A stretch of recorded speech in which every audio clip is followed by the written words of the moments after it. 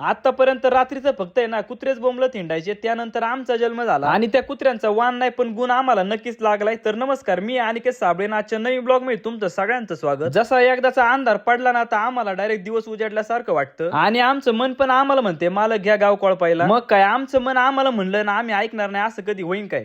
मित्रांनो, आमच्या खिडकीचं आहे ना ते पिंगवायचं उघडत नव्हतं म्हणून गोपी शेट्टी उघडला दरवाजा डायरेक्ट. आपल्याला सनरूफ नाही ना, BMW आपली काय विषय नाही.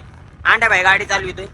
अंधार पडायच्या आधी एकदा मंडपाजवळ जाऊन फेरफटका आणला, म्हणलं मंडपाचं काम कुठपर्यंत आले ते तरी पाहा. आणि तिथं गेल्यावर पाहिलं तर मंडपवाल्या कार्यकर्त्याने एका रात्रीत अख्खा मंडप उभा केला होता. आणि हे पाहिलं जेव्हा मंडळाचे सगळे कार्यकर्ते आले आणि त्यांनी जेव्हा मंडपाचं सगळं काम बघितलं तेव्हा ते पण म्हणले चला सगळ्यांना एक चहाची 90 सांगा. आणि तसं पाहिलं गेलं तर आमच्या मंडळाचं काम आता अंतिम टप्प्यावर आलं होतं म्हणून आमचे कार्यकर्ते एकदम खुश झाले होते. मंडळाचे सगळे काम मार्गी लावून म्हणलं चला आज काहीतरी निवांत म्हणलं कुठेतरी गाव कोळपायला जावं लागेल. आणि तेवढ्यात गोपी शेठ माझ्या दुकानावरती आले म्हणले चला आज आपल्याला पिक्चर पाहायला जायचं. आता पिक्चर पाहायला जायचं आणि कार्यकर्ते पण जास्त होते म्हणून आपल्या गुपी शेटने डायरेक्ट त्यांची 1.5 कोटीची गाडी घेऊन आले होते. आणि आपल्या गुपी शेटच्या गाडीचं हे वैशिष्ट्य पण एवढं भारी आहे ना, ह्या गाडीमध्ये ऊन वारा पाऊस निवारा काहीच लागत नाही. आणि आमच्या दुकानावरून आम्ही 8:30 वाजता निघलो होतो, 9:30 झाले तरी आम्ही अर्ध्या रस्त्यातच होतो. गाडी पण एवढ्या जोरात पळत होती ना, शेवटी वैतागून गुपी शेटला म्हणलं अहो मी पायी जर पळत गेलो असतो ना तर याच्या आधी जाऊन पोहोचला असतो. मग काय गुपी शेटची गाडी आम्ही चौघांनी खांद्या उचलून घेतली आणि डायरेक्ट थिएटरच्या खाली नेऊन ठेवली.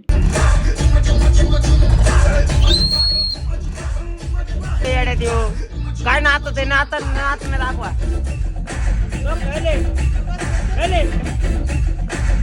आता तसं पाहिलं गेलं तर एवढ्या मोठ्या थिएटर मध्ये फक्त आमचेच कार्यकर्ते होते म्हणून आमच्या सगळ्या कार्यकर्त्यांनी प्रत्येक सीटावर बसून पिक्चर बघण्याचा आनंद घेतला.